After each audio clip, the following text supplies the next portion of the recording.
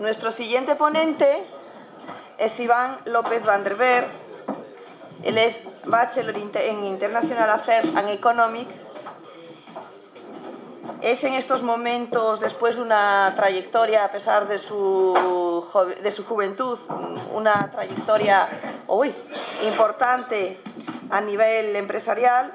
Es director general de Pesquera Áncora, es presidente de Agarva, la Asociación Nacional de Bacaladeros, es miembro del Consejo Rector de la Cooperativa de Armadores del Puerto de Vigo. Es, en estos momentos, después de varios cargos que ha tenido en el Consejo Consultivo de Larga Distancia, es el presidente del Consejo Consultivo de Larga Distancia. Iván, en estos momentos, es uno de los representantes españoles dentro de la Alianza de la Pesca Europea. Esta es, como creo que todos conocéis aquí, una alianza, una asociación creada entre todas las asociaciones pesqueras de Europa para tener, posiblemente por primera vez en mucho tiempo, una posición única ante un problema que nos atenaza a todos los que vivimos de la pesca en Europa, como es el reto del Brexit. Iván, cuando quieras, por favor. Muchas gracias, Mercedes. Amable introducción.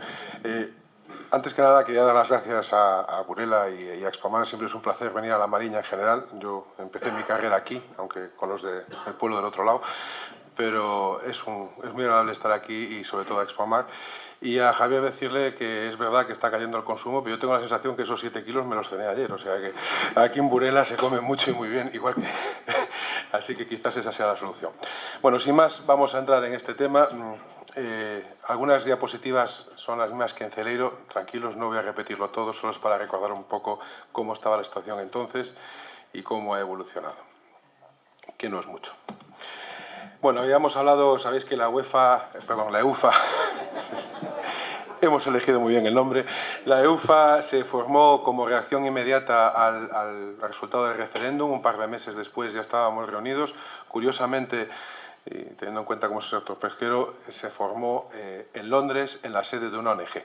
Pero bueno, son cosas que pasan. Y la idea fue formar una alianza centrada muy claramente en defendernos de las amenazas que supone el Brexit y la amenaza que supone tanto para nuestras cuotas, el equilibrio pesquero en el Atlántico noroeste y sobre todo también potencialmente la amenaza que puede suponer para la conservación de esos stocks a los que hemos hecho referencia, que tanto ha conseguido y tanto sufrimiento nos han hecho pasar para llegar a unos puntos en los que estamos ahora como para que nos los quiten, ¿no? Son 100 stocks compartidos y la amenaza es grande. Digamos que hay un acuerdo de base de equilibrio, ¿no? Que el miedo de los españoles era estos del norte van a buscarse sus acuerdos privados, hay un compromiso de que todos o ninguno, y los miedos del norte, aunque ellos cada vez también lo dicen más, pero con boca pequeña, es la estabilidad relativa. Y entonces, bueno, también es difícil, por un lado, defender con el Reino Unido, mantengamos la estabilidad relativa con los 27 y luego internamente no lo hagamos, ¿no? Eso será un debate que quedará para después, y aparte yo creo que es inteligente primero saber con qué nos quedamos antes de saber por qué nos vamos a pelear unos con otros dentro, ¿no? Que la cosa no tiene por qué ser todo lo optimista que a veces queremos. Esperemos que sí, pero es inteligente primero pelearnos por tener algo y luego ya veremos cómo lo repartimos. Obviamente no quisimos... no hay que cambiar ninguno de los principios de la Unión Europea, hay que buscar la gestión sostenible, socioeconómica y medioambiental de las cuotas. También queremos seguir manteniendo la libertad de establecimiento, es decir, que las inversiones de europeos, sobre todo españoles y holandeses, que son los mayoritarios claramente en el Reino Unido, se puedan seguir manteniendo y que no pasen canalladas no previstas. Y bueno, en este sentido también, y creo que soy el único, por lo menos en España, mi accionista principal se llama UK Fisheries y da una pista que también sea al revés, pero bueno, por eso tiene que ser así. De todas maneras, nosotros también vendemos el 97% de nuestros productos allí, así que las cosas demuestran que en Europa están demasiado unidas.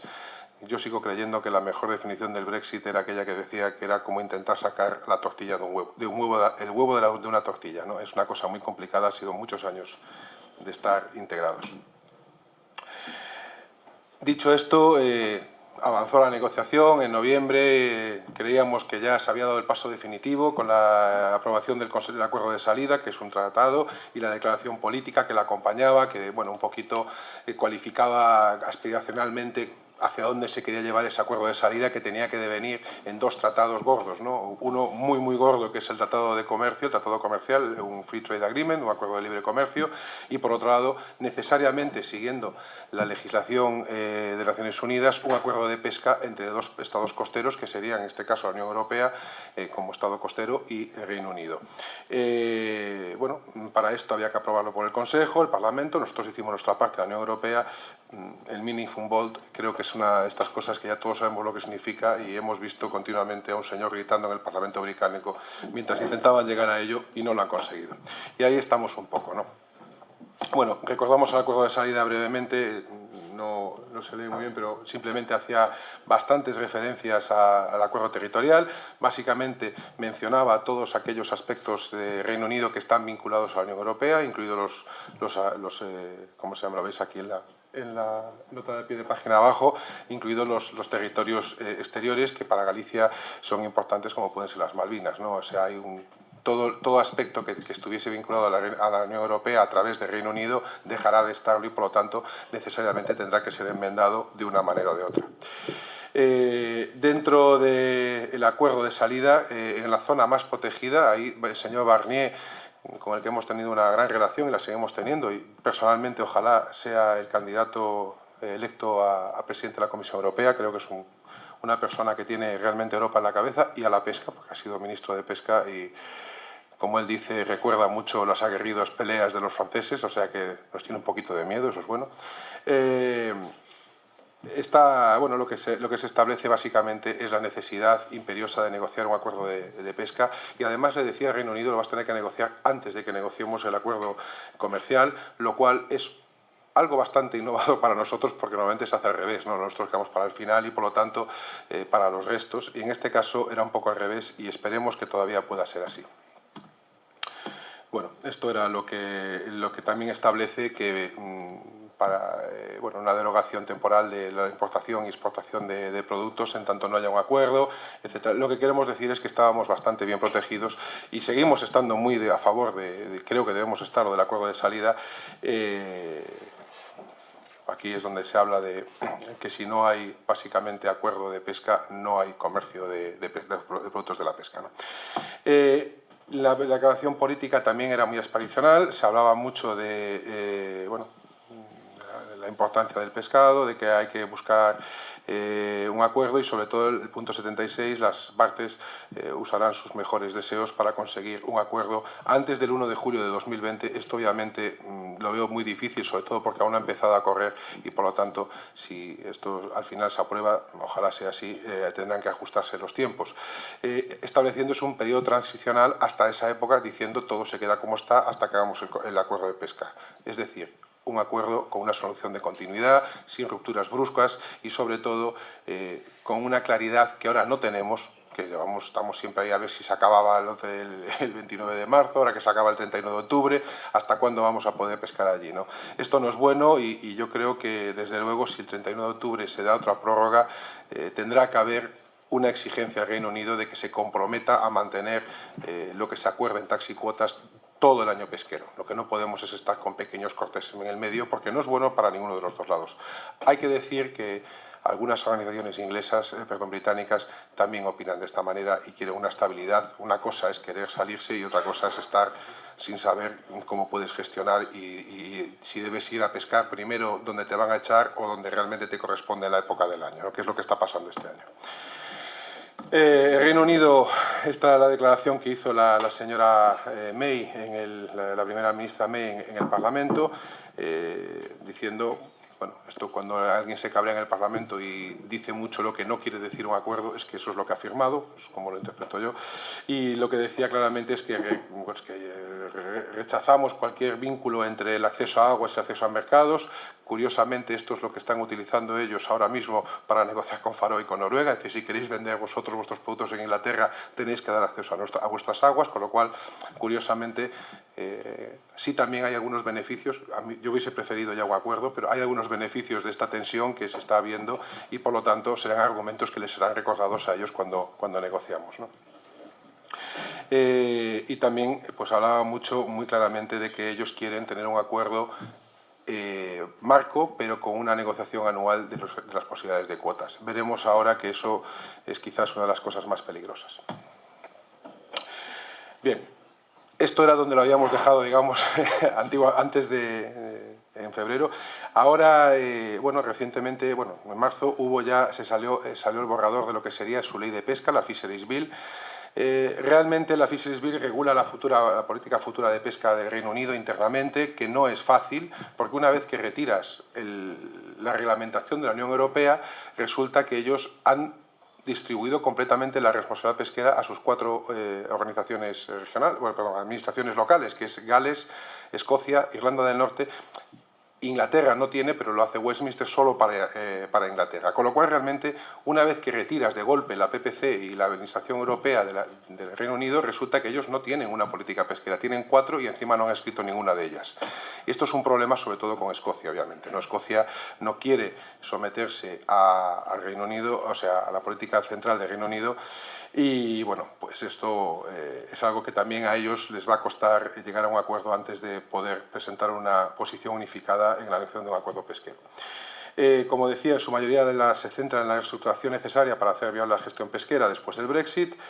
Apuesta una gestión descentralizada, 4 administraciones de la pesca en aguas británicas. Sí dice la Fisheries Bill que básicamente podría haber diferentes estilos de gestión, es decir, podríamos llegar a una situación donde las aguas inglesas, así hablamos, hubiese una gestión por cuotas, por ejemplo, y en Escocia por esfuerzo, lo cual complicaría tremendamente ya internamente, pero imaginaros en una elección pesquera, porque si Westminster dice que sí, internamente nos organizamos así, pero yo negocio con el exterior. Y Escocia dice, sí, pero yo me siento a tu lado y te digo lo que puedes decir. Con lo cual, tampoco esto ha sido clarificado y todavía hay mucho que cocinar en el Reino Unido antes de que podamos sentarnos y tener una negociación con la seguridad de que estamos negociando algo que se va a poder firmar y ejecutar. Y después hay un punto que es muy político, pero que deja las cosas muy claras. Dice que quiere poner una condición de acceso a las aguas británicas a los barcos de la Unión Europea, con unos objetivos aspiracionales.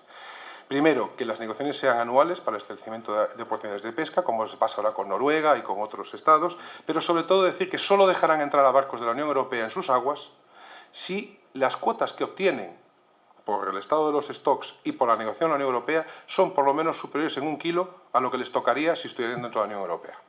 O sea, esto es un poco una tomadura de pelo, no es una posición negociadora muy positiva, pero es lo que han puesto en su ley. También nos dice un poquito a lo que aspiran los ingleses, a aumentar sus cuotas a costa de nosotros. Recordemos una vez más que sí, son aguas territoriales británicas, pero hay muchas aguas en las que nunca han pescado y sobre todo especies que no han pescado y sobre todo aguas que no eran suyas, porque la promulgación de la zona económica exclusiva británica, entre comillas, se produjo en el 73 cuando entró la Unión Europea, pero porque lo hizo la Unión Europea. Realmente el Reino Unido, que si no recuerdo mal, la pidió en los años 90, una cosa así, aseverando, se habían olvidado de que tenían que hacerlo en las Naciones Unidas, lo hicieron, con lo cual se producen unas ciertas distorsiones si hablamos de derechos históricos y de presencia. Va a ser complicada la negociación. En cuanto a las posiciones del Reino Unido, todos lo vimos también, me reitero de nuevo al señor que grita en el Parlamento, es lo que más nos gusta a todos de todo este jaleo.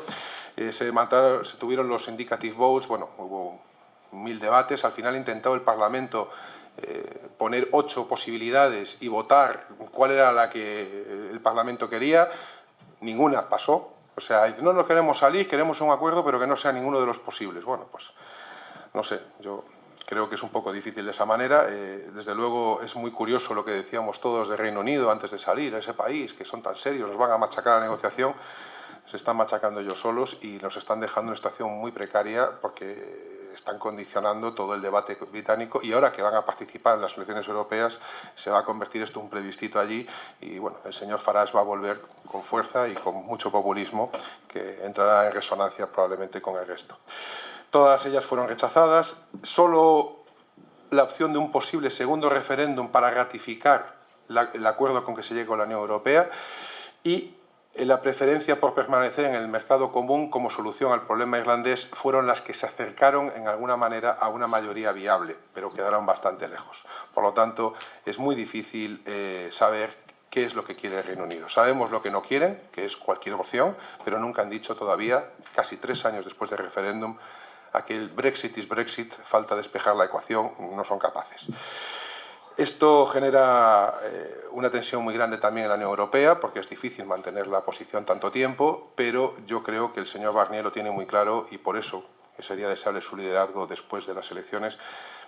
Si empezamos a intentar facilitarles, dando concesiones aquí y allí, lo que haremos será desmontar la Alianza Europea, no solo la EUFA, que esta es la más fácil de mantener, pero la de los 27, que es una cosa muy difícil. Realmente la Unión Europea lo que está haciendo es decir, una salida es como una entrada al revés. Por lo tanto, aplicamos estrictamente el mecanismo de acceso a la Unión Europea a la inversa. Y ese es el único enfoque posible, porque el único precedente que hay, sí, es otra isla, como leía un periódico otro día, pero se llama Groenlandia, que obviamente no es un ejemplo, aunque el resultado pesquero no sería malo, porque ahí en el tratado sí se establece una vinculación directa entre acceso a aguas y acceso a mercados.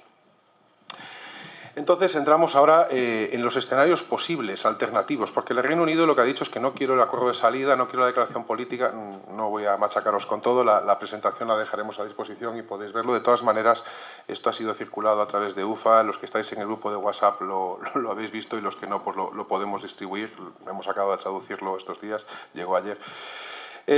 Hay 4 escenarios que están interpretándose como posibles, es decir, son escenarios que existen ya, o sea, acuerdos que la Unión Europea ya tiene con otros países y que podría llegar a aceptar la Unión Europea con el Reino Unido si, como se ha dicho, viene amparado por los 2 partidos, los 2 líderes, es decir, Theresa May y Corbyn se tienen que poner de acuerdo, los laboristas y los Tories se tienen que poner de acuerdo y tiene que venir preaprobado para que la Unión Europea cambie su tal. Estamos, por así decirlo, la Unión Europea ha dicho, oye, mira, siempre nos decís lo que no queréis, ya toca que digáis qué es lo que queréis y, bueno, probablemente lo aceptamos. Como veréis, yo personalmente, si fuese británico, no me gustaría ninguno de ellos. Fijaros que hemos puesto al lado el ejemplo de cada país, ¿no? Una es Reino Unido, quiere ser como Turquía.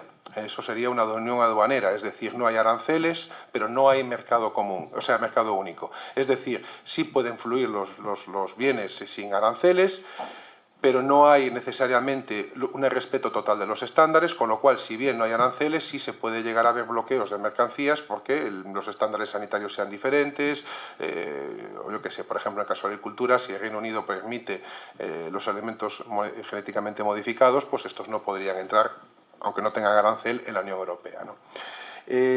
Los productos pesqueros suelen estar exentos, quiere decir suelen estar fuera de esta unión aduanera, con lo cual se hace de otra manera.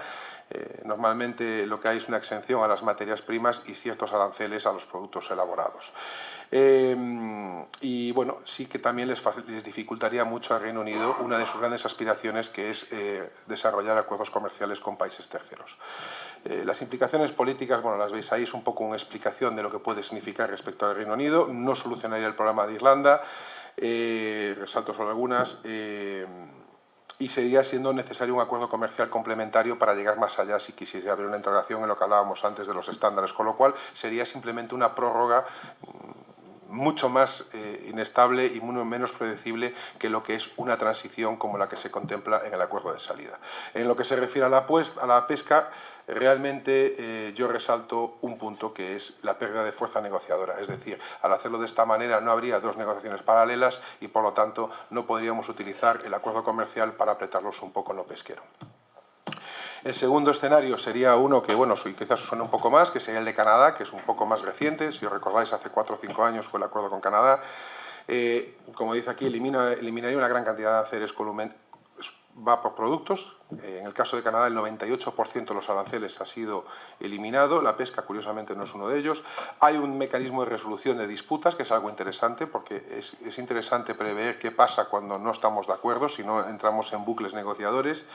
Recíprocamente se pueden hacer exenciones específicas, por ejemplo la pesca, y se puede condicionar el acceso favorable en los mercados de productos. Esto sería interesante, por ejemplo en Chile está condicionado a que se garanticen las inversiones europeas en Chile, no solo en la pesca, sino en otros sectores, o en el caso de Groenlandia, como decíamos antes, el acceso a aguas. Para la pesca, bueno, sería un depende de qué tipo de acuerdo, depende de qué tipo de excepciones, pero ya nos dejaría un poquito más fuera, aunque bueno, realmente esto es lo que plantea el acuerdo de salida. Primero negociamos un acuerdo de pesca, luego hacemos un acuerdo de libre comercio, basándose en el Canadá, pero probablemente yendo un poco más allí. Como dice, no elimina los controles fronterizos, con lo cual Irlanda sigue siendo un problema, y sí permite que se negocien acuerdos con terceros países, cada uno por su lado. En caso del nuestro, bueno, pues sería un poco esto. Lo principal es que las negociaciones de un acuerdo de pesca, de comercio de este calado suelen durar entre 7 y 11 años, y aún no han empezado. Es verdad que la Unión Europea tiene una gran experiencia, como decimos aquí ya hay 35 acuerdos de este tipo y se están negociando 22 en este momento, entonces bueno, esto sería muy bien, pero necesitaríamos un periodo transitorio que cubra todo esto para, mientras estamos negociando, pues poder seguir trabajando. Esto también es más difícil porque también el Reino Unido genera mucha incertidumbre, ya que estamos legalmente poniéndolo 2 legislaturas más allá, con lo cual es una cosa que en política no gusta mucho. Está el famoso Noruega Plus, que habla mucho de ellos, que sería básicamente, ahí sí, el mercado común. Esto sería una cosa que yo no entiendo, y ahora lo diré por qué, porque el Reino Unido saldría del mercado común para estar en la EFTA y en el Espacio Económico Europeo. Esto es como si, no sé, el Madrid o el Barça dice, mira, yo no quiero estar en primera división, me voy a la segunda. Y dice, vale, muy bien. Esto es realmente lo que se plantea. Tendría acceso al mercado único, mantendría la legislación comunitaria, en torno a un 75% de la legislación seguiría vigente y tendrían que mantenerla actualizada a medida que se fuese cambiando la Unión Europea, seguirían pagando el presupuesto comunitario y tendría que buscar acuerdos complementarios aún en muchos sectores para poder afinar más. Además, se mantendrían las 4 libertades famosas, es decir, sí las que no les importan o las que desean, que es la libertad de movimiento de productos, de servicios y de capital, pero también la de personas, es decir, en Noruega seguimos pudiendo entrar con el carnet de identidad y además tengo mis dudas de que pudiese mantener su excepcionalidad en Schengen, es decir, tendrían que estar todavía más dentro de la libertad de movimiento. El Tribunal Europeo de Justicia, que no sé por qué le tiene mucha manía, tendría soberanía plena. Y encima resolvería el problema de Irlanda, pero como dice aquí, no tendrían absolutamente ninguna influencia ni participación en la legislación europea, que tendrían que seguir cumpliendo, no como ahora. La primera ministra de Noruega dijo, no puedo entender que un país quiera ir de rule maker, de hacedor de reglas, a rule taker, a tomador de reglas. Y eso sería exactamente lo que pasaría. Yo no entiendo cómo podrían explicarle esto al pueblo británico. Esto sería, para mí, un timo. Además, en el caso concreto de la pesca, con Noruega no es el mejor ejemplo, está excluida. Hay un gran peligro que también pasa con Irlanda y con Faroe, que es que en su momento se permitió la excepcionalidad de la pesca en el en el Espacio Económico Europeo. Fue un gran error negociador. Nosotros no podemos comprar empresas noruegas, ellos pueden comprar empresas europeas. O sea, un noruego puede ser propietario 100% de una empresa europea por derechos de pesca. Aquí hay un ejemplo, mi empresa antes de ser británica fue noruega, tengo todos los pecados originales y sin embargo nosotros, mi empresa también, antes de ser noruega invertimos en Faroe y teníamos limitado al 25% la posibilidad de invertir en los derechos de pesca, es decir, hay que hacer unas triangulaciones tremendas y es muy complicado. Esto desde luego sería un grave golpe a nuestros compañeros inversores en el Reino Unido, pero además generaría un desequilibrio que no debería ser aceptable. Y finalmente está el acuerdo peor de todos, que es Suiza, que es estoy pero no estoy, donde básicamente se negocia producto a producto acuerdos bilaterales, no hay una negociación marco. En el caso de Suiza, lo tengo por aquí, hay 120 acuerdos bilaterales específicos con la Unión Europea, que dadas las circunstancias había que empezar a negociar más o menos al mismo tiempo. Habría que elegir en cada acuerdo si aplica esta libertad a la otra, si hay libertad de capital, si solo de tal, sería muy complejo. Seguirían pagando el presupuesto comunitario. No resolvería el problema de Irlanda, que sería un acuerdo bilateral más, pero sobre todo a nivel pesquero, para nosotros el gran riesgo sería lo que tenemos aquí en el punto tercero, que sería la probable competición interna entre Estados miembros para decidir qué acuerdo negocio primero. Obviamente Alemania pues querría a lo mejor lo que decimos siempre, los coches y bienes industriales, Francia igual le interesaría mucho más la agricultura que la pesca, y tendríamos que estar ahí compitiendo para que nos hagan caso y además siguiendo cada uno de los acuerdos para estar seguros de que no nos están metiendo un gol por otro lado. Yo, desde luego, esta es la opción más peligrosa para todos. Alguien me dijo al principio, corto y di lo que hay que decir. Se sabe poco en definición, y es que realmente estamos ahí, pero sí creo que es importante que sepamos un poco cuáles son las 4 alternativas que pueden llegar a estar sobre la mesa a final de año. No sé si funciona Internet, quería poner un pequeño vídeo, pero si no... No. Bueno, ayer... Así, parece que funciona. Son 40 segundos. Pero es un poquito para explicar cómo está la situación en el Reino Unido en este momento, el nivel del debate político.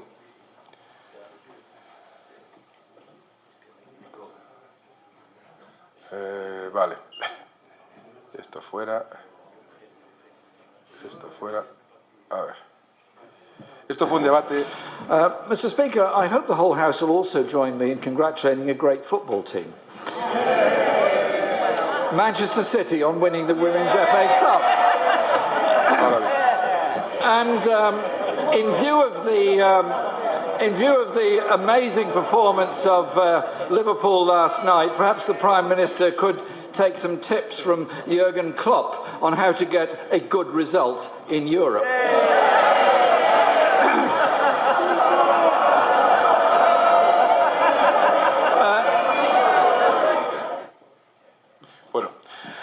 A esto le contestaba Theresa May, que no lo pone aquí, y perdón a los del Barça, los del Madrid también nos hemos llevado nuestra parte este año, además un 4-0 los dos, con lo cual estamos empatados. Pero lo que le respondía Theresa May es... de Liverpool hay que aprender que si estamos todos juntos pues podemos hacer una remontada en Europa. O sea, todavía están discutiendo cómo vamos a llegar a un acuerdo, si llegamos a un acuerdo entre nosotros, para decírselo al Reino Unido. Realmente yo creo que las elecciones europeas en las que se va a participar ahora encubiertamente van a ser un segundo referéndum.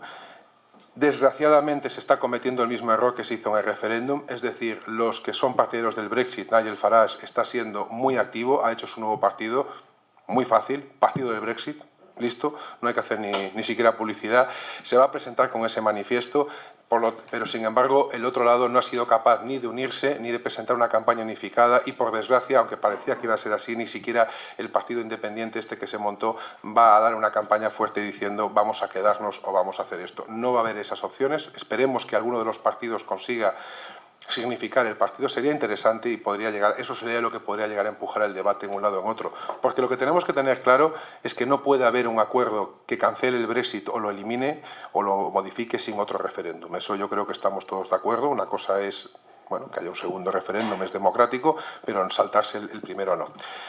Terminando, bueno, pues lo que hemos dicho, ¿no? El Withdrawal Agreement, el acuerdo de salida de declaración política, siguen siendo nuestra mejor opción. Creo que tenemos que apoyarlo claramente y hacer que nuestros representantes lo apoyen. Os recuerdo que las elecciones que vienen ahora no son solo municipales y, como dicen, por desgracia, algunos candidatos, da igual el partido, algunos se lo he oído a varios, sí, las europeas no son importantes. Para nosotros son las más importantes.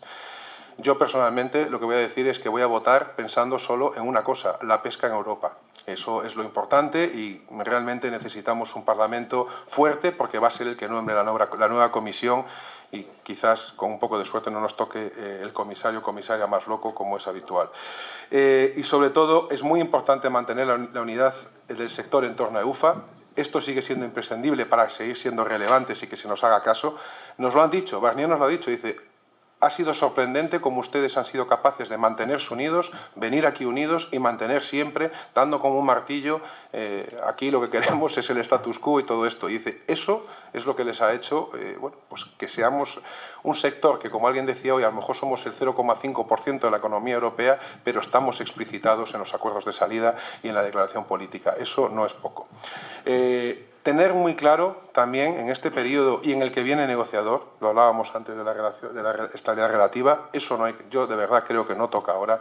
Los desafíos principales son las amenazas exteriores, no las supuestas oportunidades interiores. No hay oportunidades interiores hasta que sepamos cuánto tenemos, no seamos un poco locos en eso. Es imprescindible mantener el equilibrio de poder en el Atlántico Noreste. Ahora termino con los mapas y os enseño lo que quiero decir. Y sobre todo, también, ojo al papel del Reino Unido en las pesquerías internacionales y las ORPs, porque cosas que ya se oyen de los escoceses es, hombre, hay atún rojo por aquí arriba, igual tenemos que reabrir el reparto para que nos toque un poco. Y hay barcos atuneros ya con bandera inglesa que quieren entrar en el Índico, lo cual todavía haría más complicadas las reuniones, digo, el problema en el que se encuentra en este momento la flota europea ante el posible reparto arbitrario de cuotas en ese tal. O sea que ojo, porque quizás las oportunidades de chinos y otros, pues que no extrañaría que aparezcan por ahí, sobre todo en las aguas exteriores. ¿A qué me refería con el equilibrio de poder en el Atlántico Noreste? Muy importante también, la situación política interna de la Unión Europea será muy determinante. Eso es fundamental, va a haber un cambio de ciclo en la Unión Europea y es importante que todos estemos centrados en lo que nos importa.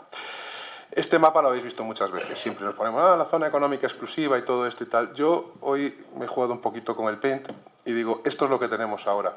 Los rojos son las aguas comunitarias, esto es lo que llevamos 40 años viviendo, pescando y todo esto.